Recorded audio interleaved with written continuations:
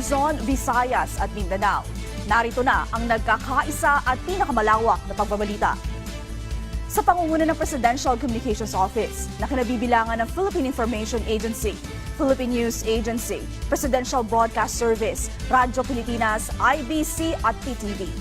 Ihahatid namin ang mga komprehensibo at mahalagang balita mula sa iba't ibang bahagi ng bansa. Mula sa PTV, ako po si Sheila Salaysay. At ito ang Balitang Pambansa. Ngayong gabi sa Balitang Pambansa, Pangulong Ferdinand R. Marcos Jr. pinamamadali sa mga miyembro ng gabinete ang mga priority projects na makakatulong sa sambayan ng Pilipino. Mga nanalong kandidato sa pagkasenador posibleng iproklama na ng Commission on Elections bukas. Survey, hindi basihan ng aktual na pagboto ng mga Pilipino ayon sa COMELEC. 20 pesos na kada kilo ng bigas, patuloy na tinatangkilik. Iba pang lugar sa bansa, umaasa na makakabili rin ng katulad na presyo ng bigas. At Social Welfare Department, bubuksan ang pintuan para sa aplikasyon sa Nationwide Government Internship Program.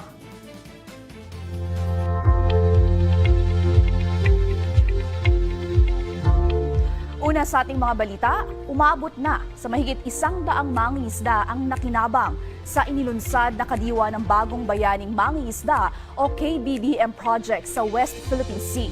Tiniyak naman ng Malacanang ang pagpapatuloy ng programa alinsunod sa kautusan ni Pangulong Ferdinand R. Marcos Jr. Ang detalye sa Balitang Pambansa ni Harley Balbuena ng PTV Manila. Para po sa amin, maraming salamat po at malaking bagay at malaking tulong po yun sa amin, sir. Kasi medyo nakakabawas po ng panggastos at konsumo ng starting namin sa bangka. Malaking tulong po sa amin yun kay nababawasan po yung konsumo po namin, yung starting po. Siyempre, nagpapasalamat po kami sa Coast Guard, sa Bicol at saka kay Presidente. Nasa 120 mangingisdang Pilipino ang nakinabang sa inilunsad na kadiwa ng Bagong Bayaning Mangingisda o KBBM project sa West Philippine Sea. Ayon sa Malacanang, umabot sa 20 tonelada ng isda ang nabili ng gobyerno sa mga mangingisda mula sa Zambales. Sa ilalim ng KBBM project, direktang binibili sa mga mangingisda ang kanilang huli at sinusuplayan din sila ng krudo at yelo. Alinsunod ito sa direktiba ni Pangulong Ferdinand R. Marcos Jr. na isulong ang food security at maritime development sa West Philippine Sea. Sa ilalim ng programang ito ng Philippine Coast Guard at Bureau of Fisheries and Aquatic Resources, ipinadala ang MV Mamamalakaya na direktang mamili ng mga sariwang huli mula sa mga ngisda sa Baho de Masinloc.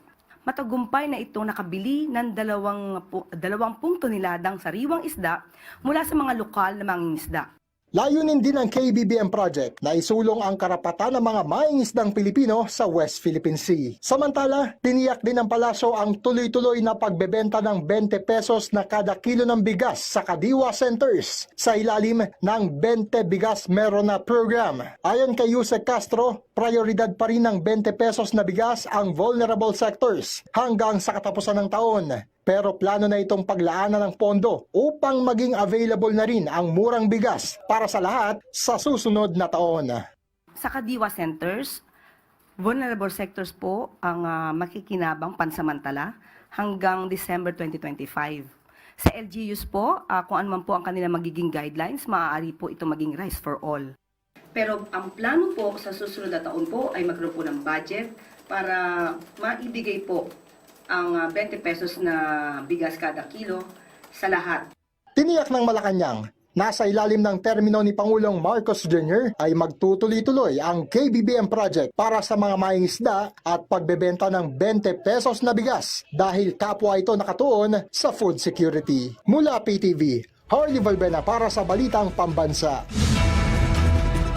Nagbigay direktiba si Pangulong Ferdinand R. Marcos Jr. sa kanyang gabinete na tutukan ang mga programa sa kanilang mga ahensya sa harap ng issue at ingay ng politika. Kinumpirma ni Communications Undersecretary at Palace Press Officer Attorney Claire Castro na yan ang naging tagubili ng Pangulo sa mga kalihim ng iba't ibang ahensya ng gobyerno. Katunayan, kahapon nagkaroon ng pulong ang Pangulo kasama ang ilang kalihim para talakayin kung paano papabibilisin ang pagpapatupad ng mga proyekto at programang makakatulong sa patuloy na paglago ng ekonomiya ng bansa. Tinalakay din sa pulong ang mga dapat na gawin upang agarang maisakatuparan ang mga proyektong makakabuti sa mga mamamayan. Ang mabe-verify ko po sa inyo, totoo pong pinag-utos ng Pangulo na dapat aserkusuhin po namin ang trabaho. Dapat madaliin po ang pag-i-implement ng mga proyekto na nais niya para sa taong bayan. Pero pagdating po sa impeachment, yan po ay nasa kamay na po ng Senado. Nasa kamay na rin po ito ng mga prosecutors. So hayaan na lang po natin yung prosesong dumaloy ng normal. Napag-usapan lang yung mga kailangan natin gawin. Kasi kailangan, ang sabi ng Pangulo, kailangan bilisan natin ang mga kailangan natin gawin para sa mga kababayan natin. So, nag-meeting lang ang ibang mga cabinet members para pag-usapan kung anong mga programang priority na kailangan bilisan pa natin para sa mga kababayan natin. Umabot sa halos 28 billion pesos ang naaprobahang foreign investments ngayong first quarter ng 2025. Nangangahulugan na maraming bansa ang interesado sa mga malalaking industriya. South Korea ang nanguna sa mga bansang nangako ng investments. Umabot ito sa 12.36 billion pesos o halos 44% ng kabuuang halaga. Sumunod ang United States na may mahigit 3 billion pesos at ang China na may halos 2.9 billion pesos. Pinakamalaki ang pumasok na investment sa real estate tulad ng mga building, lupa at housing projects. Kasunod nito ang manufacturing at support services gaya ng mga office work at admin jobs. Sa kabuuan, ang total na investment ng mga dayuhan at mga Pinoy ay nasa 181 billion pesos. Kung kaya't kahit may mga pagbabago sa global economy, mananatiling matatag ang ekonomiya ng Pilipinas. Sinagot ng Malacanang ang mga bagong patutsada ni dating presidential spokesperson Harry Roque. Samantala, bumuo na ng tracker team ang Philippine National Police kasunod ng inilabas na warrant of arrest laban kay Roque. Ang detalye sa Balitang Pambansa ni Kenneth Pasyente ng PTV Manila. Kasunod ng pag-issue ng warrant of arrest laban kay dating presidential spokesperson Attorney Harry Roque, mariing pinabulaanan ng palasyo ang hirit niya na bahagi lamang umano ito ng political persecution laban sa kanya. Yan po naman talaga ang kanyang magiging naratibo, kanyang depensa.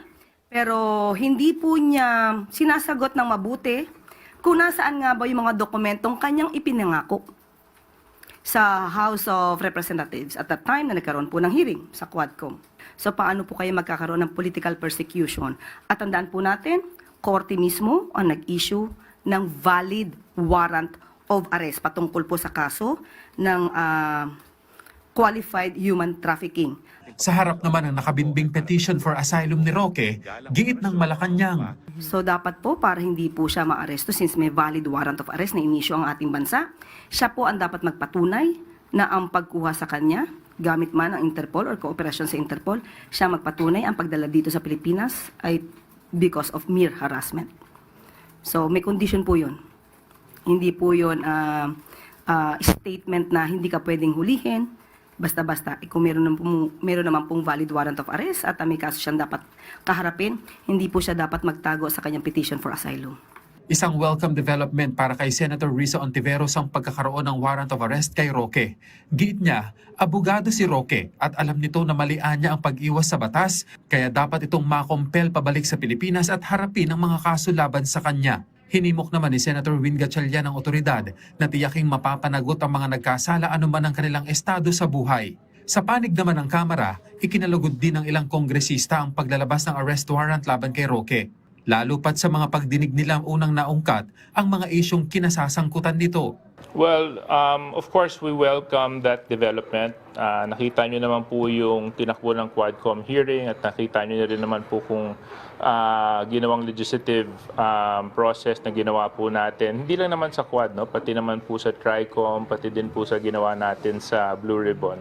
So we welcome that development and we hope that sooner or later, former Secretary Harry Roque will come to terms with justice. No? Kaugnay nito, kinumpirma ng PNP na bumuo na ang CIDG ng tracker teams para maaresto ang mga akusado na subject ng inilabas na arrest warrant. Pero paano si Roque na nasa labas ng bansa? Sa ating pagkakatanda, yan din po ang sinabi ni Yusek Nikki T ng DOJ. Maaari po sila makipag-cooperate at makipag-coordinate sa Interpol patungkol po dito. So abangan na lang po natin kung ano man po ang magiging aksyon ng pamahalaan sa pamamagitan po ng DOJ. Mula PTV Manila, Kenneth Pasyente, Balitang Pambansa. Itinalaga ni Pangulong Ferdinand R. Marcos Jr. si Undersecretary Patricia Yvonne Caunan ng Department of Migrant Workers bilang bagong administrator ng OWA o Overseas Workers Welfare Administration. Pinalitan ni Caunan sa pwesto si Arnel Ignacio na numpa ngayong araw kay DMW Secretary Hans Kakdak si Caunan. Bilang Undersecretary ng DMW, tinutukan ni Caunan ang paglagda sa 15 bilateral labor migration agreements. Naging miyembro rin ito ng law firm na ang expertise ay sa labor, civil, administrative at criminal law.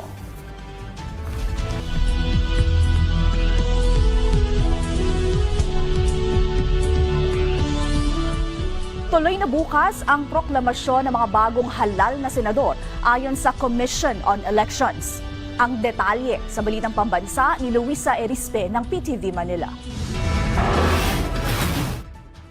Tuloy na ang proklamasyon para sa mga nanalong senador sa Sabado. Inilabas na kasi ng National Board of Canvassers ang pinal na tali ng boto ng top 12 na senador kagabi. Base sa National Certificate of Canvass, nangunguna pa rin sa top 12 na mga nanalong senador si incumbent Senator Christopher Bongo na nakakuha ng 27,121,073. Pangalawa, si Bam Aquino na may 20,971,899. Pangatlo, si Ronald Bato de la Rosa na may 20,773,946. Pang-apat naman si Erwin Tulfo na may 17,118,881 at panglima si Kiko Panghilinan na may 15,343,229. Sumunod naman na pasok sa Magic 12 si Rodante Marcoleta na may 15,250,723 votes. Ping Lacson na nakakuha ng 15,106,111 votes. Vicente Soto na may 14,832,996 votes. Pia Cayetano na may 14,573,430 votes. At Camille Villar na may 13,651,274. Panglabing isa naman si Lito Lapid na may 13,394,102 votes. At pasok din sa 12 si Amy Marcos na may 13,339,227. Nasa 13 to 15th rank naman si Ben Tulfo, sumunod si Bong Revilla at si Abby Binay. Bagamat dadaan pa sa audit, inanunsya na ng National Board of Canvassers na tuloy na ang proklamasyon bukas ng hapon. We were informed they will recommend to proclaim the 12 winning senatorial candidates base sa ranking kahapon, and we will have to have the proclamation by 3 o'clock tomorrow. Sabi naman ng COMELEC, dahil halos walang pinagkaiba ang lumabas na resulta sa canvassing at ang partial and unofficial tally mula sa transparency server, masasabi nilang malinaw na tama ang bilangan ng boto ng taong bayan. It's a confirmation of everything. Dito kasi sa Pilipinas, to see is to believe. Hanggat hindi nako-confirm kung isa lang, hindi kontento. Ito madaming mako-confirm, at least kahit paano baka sakaling mako-kontento. And we should maintain that. Sa mga susunod na komisyon, hindi man po kami ang naandyan, sana mas ma-maintain yon yung issue ng transparency. Kahit naman sa party list, inilabas na rin ang listahan ng nakakuha ng mataas na boto. Una na dyan, ang Akbayan na nagkaroon ng 6.63% votes. Pangalawa, ang Duterte Youth na may 5.57%. Tingog na may 4.34%, 4Ps na may 3.50%, ACT-CIS na nakakuha ng 2.96% at nakakuha naman ng 2.56% ang Ako Bicol Party List. Mataas din naman ang boto ng iba pang party list, kaya lang ay hindi umabot sa hinihinging 2% ng batas, tulad ng Uswag Ilonggo, Solid North, Trabaho, Sibak, Malasakit at Bayanihan at iba pa. Hindi pa naman agad na mapoproklama ang party list na mananalo. May ilan pa kasing kailangan resolbahin ng COMELEC kung 63 o 64 nga ba ang pwesto na dapat nilang makuha sa Kongreso. Isa din dyan ay paano mapupuno ang pwesto para sa mga hindi nakakuha ng 2% na boto. kinakailangan namin pag-usapan paano i-allocate yung lahat ng 63 seats o 64 seats as the case may be. Sino entitled sa 3 seats, sino entitled sa 2 seats, sino entitled sa 1 seat lang ng mga party list. And therefore, ibabase natin yan sa existing decision ng Supreme Court sa kaso ng Banat versus the Commission on Election. We will always be consistent. We will always be following the decision of the Supreme Court. Yun po yung gusto nating ipahayag, lalo na po doon sa mga party list na naghihintay ng pronouncement ng Commission on Elections. Samantala, inanunsyo naman ng COMELEC na umabot sa 82.2% ang opisyal na voter turnout ngayong hatol ng bayan. Ito na ang pinakamataas na porsyento ng bumoto sa lahat ng midterm elections sa bansa. Almost 17.8 lang ang hindi nakaboto ng mga kababayan natin. 57 million more or less ang bumoto ng mga kababayan natin. Talaga naman pong historic. Talaga naman pong nag-uumapaw ang kaligayahan ng COMELEC sa pinakita ng mga kababayan natin. Luisa Erispe para sa Pambansang TV sa Bagong Pilipinas. Iginiit ng Commission on Elections na hindi basihan ng mananalo sa Hatol ng Bayan 2025 ang mga lumalabas na mga survey. Ito'y nang mapuna ng publiko na iba ang lumabas sa survey sa talagang nanalo nitong midterm elections, lalo na sa senatorial candidates. Paliwanag ni COMELEC Chairman Attorney George Erwin Garcia, marahil ay may mga tinatawag na running factors na hindi umano na konsidera sa mga isinagawang survey tulad ng biglaang pagpapalit ng desisyon ng ilang botante o ang totoong boto ng ilang grupo. Sinabi din ni Garcia na posibleng ang mga survey ay mind conditioning lang para malaman ng mga botante kung sino ang maaari nilang iboto. Natanggap na ng PPCRV ang mas detalyadong paliwanag ng COMELEC kaugnay ng mislabeling sa kanilang website. Samantala, naging karahasan at aberya sa mga ACM kabilang sa preliminary assessment ng NAMFREL para sa Hatol ng Bayan 2025. Ang detalye sa Balitang Pambansa ni Rod Lagusan ng PTV Manila. Matapos ang malalim na paliwanag ng COMELEC hinggil sa mislabel sa website nito, sinabi ng Parish Pastoral Council for Responsible Voting o PPCRV na case closed na ito. Una nang sinabi ni PPCRV spokesperson Ana Singson na naobserbahan ng kanilang mga volunteer na mataas ang naikas o naiboto kumpara sa bilang ng mga rehistradong botante o maging sa aktual na bilang ng mga bumoto sa Zamboanga City at Dumaguete City sa website ng COMELEC. So the error was the data that they showed, they mislabeled it. They showed the data that was scanned when they should have shown the data that was the actual valid actual valid number of ballots. That is why if you're looking at scanned, it can scan ballots. It can really be more than the number of voters. Ayon kay Singson, ang scanned ballots ay tumutukoy sa mga balotang na-scan o ipinasok ng isang botante sa automated counting machine, habang ang valid ballot ay ang bilang ng mga balotang aktwal na nabilang. Sometimes, in fact, it came out a lot in the media, sometimes the machine will reject the ballot, right? So it was already scanned once. And then you put it in again, it's scanned again. So it's actually scanned twice for just one voter. Actual ballots cast will be one per voter. And scanned ballot means one voter could actually scan it more than one time. Wala naman nakita pang discrepancy ang grupo sa isinasagawa nitong unofficial parallel count habang dumating na rin ang unang batch ng mga physical election returns mula sa Visayas at Mindanao. Samantala, sa preliminary assessment ng National Citizens Movement for Free Elections o NAMFREL, naitala ang mga insidente ng karahasan sa Lanao del Sur, gayon din sa Silay Negros Occidental at Dato Odin Sensuat sa Maguindanao del Norte. Gayon din ang mga aberya sa automated counting machine sa iba't ibang presinto sa buong bansa. Ilang botante rin na nagsabing nagkaroon umano ng overvote sa kanilang voter-verified paper audit trail, habang may kakulangan naman sa vote secrecy sa mismong mga presinto. Sa kabila nito, kumpiyansa ang NAMFREL sa inilatag ng safeguard sa sistema ng halalan. That there were enough safeguards to the system, including the conduct of local source code review, the opening up to observers, the testing, the end-to-end tests of the system, the various systems, even observing the trusted build. The trusted build is the conversion of the software so that they can install it in the various machines. So based on our observations, there was nothing unusual that we observed.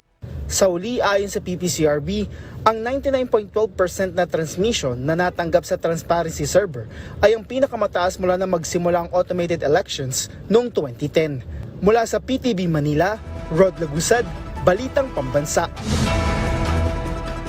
Buo ang suporta ng House leaders kay Speaker Martin Romualdez. Sa harap ito ng mga ugong na magkakaroon umano ng palitan sa liderato ng mababang kupulungan. Ang detalye sa Balitang Pambansa ni Mela Lesmoras ng PTV Manila. Kumpiyansa ang ilang House leaders na mananatili pa rin si House Speaker Martin Romualdez bilang pinuno ng Kamara hanggang sa 20th Congress. Ito ay sa gitna ng umuugong na magkakaroon umano ng palitan sa liderato ng mababang kapulungan. Ayon kina House Deputy Speaker David J.J. Suarez at House Committee on Agriculture and Food Chair Mark Enverga, buo ang kanilang suporta sa kasalukuyang pamunuan ng Kamara. Wala rin umano silang naririnig na nagtatangkang humalili kay Romualdez. Alam mo, hindi mo maiiwasan yun kasi syempre papasok ka talaga sa bagong kongreso, ang daming ifo-float, ang daming pangalan na babanggitin. Kasi lang sa amin, sa lakas, we're the dominant majority party. Kung hindi po ako nagkakamali, we have around 105 elected congressmen and we're 100% behind the leadership of Speaker Martin Romualdez. Of course, under the banner of continuity, no?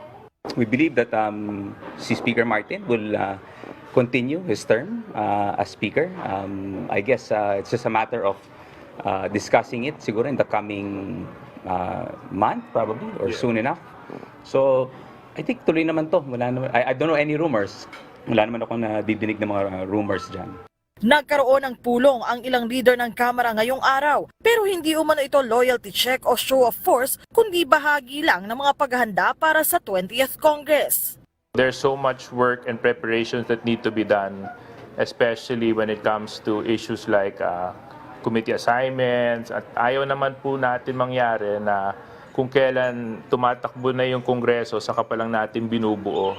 So maganda, maaga pa lang, pinaghahandaan na natin to para pagpasok po namin sa July 1, trabaho na kagad ang gagawin namin sa Kongreso. Gate ni D.S. Suarez sa 20th Congress, pagtutuunan nila ng pansin ang pagpasa ng iba pang mahalagang panukala ng administrasyon patungkol sa ekonomiya, agrikultura, kalusugan at iba pang sektor. Sa ngayon, may umusbong ding issue na dahil umano sa pag-impeach ng Kamara kay Vice President Sara Duterte, humina ang boto ng administration slate nitong hatol ng bayan 2025. Pero hindi sang-ayon dyan si Suarez. Kung titignan po natin yung winning rate ng mga congressmen na pumirma sa impeachment, I think that was at 86%. So sila po talaga yung dapat makaramdam kung meron man, no? Sa June 2 nakatakdang magbalik sesyon ang 19th Congress habang sa July 28 naman magbubukas ang 20th Congress kasabay ng araw ng State of the Nation Address ng Presidente. Mula sa PTV, Mela Lesmoras para sa Balitang Pambansa.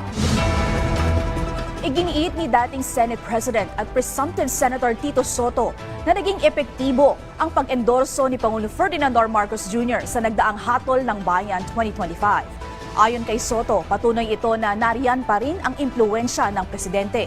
Gayunman, iba ang usapan kung parehong kapartido o kaalyado ng Pangulo ang naglaban sa posisyon tulad ng ilang kandidato sa local elections. Samantala, isa sa inasinta ni Soto ay ang mapamunuan ang Committee on Ethics ng Senado. Giit ni Soto bilang veteranong senador, isa sa layunin niya ay maibahagi ang mga kaalaman sa mas nakababatang senador. Natanong din si Soto hinggil sa Senate leadership. I would be lying if I said no. May mga kumakausap sa akin. Alam mo naman ako, kilala niyo naman ako eh. I'm not the type that would go around na nagpapapirma para suportahan ako. Hindi ako yung ganun eh. Ako'y maana doon sa mga oldies. If I'm from the old school, if they have the numbers, they want me to be Senate President, I will accept. Oo, Pangulo is Pangulo. The influence will always be there. Kaya lang, siyempre, pagdating sa iba't ibang mga region, iba't ibang mga probinsya, may kanya-kanyang intricacies dun eh. May kanya-kanyang Hindi madali sa Pangulo mag-endorse, lalo na kung coming from different political parties. Like for example, yung PFP at saka yung Lakas. Maraming area na nagkabanggaan eh. The President's endorsement there would hindi tatalab. Habang naghihintay sa 20 pesos na kada kilo ng bigas, hinimok ng pamahalaan ang mga taga Quezon Province na tangkilikin ang kadiwa ng Pangulo para makatulong sa mga magsasaka at maliliit na negosyante. Ang detalye sa Balitang Pambansa ni Mara Guzela ng Radyo Pilipinas, Lucena. Akala ko po kasi merong 20 pesos na bigas. Kaya po kami pumunta dito sa Kadiwa. Napasugod si Ate Vanji sa Kadiwa ng Pangulo dito sa Lucena City, Quezon para sana bumili ng 20 pesos na kada kilo ng bigas. Kaya lamang hindi pa ito available sa lungsod.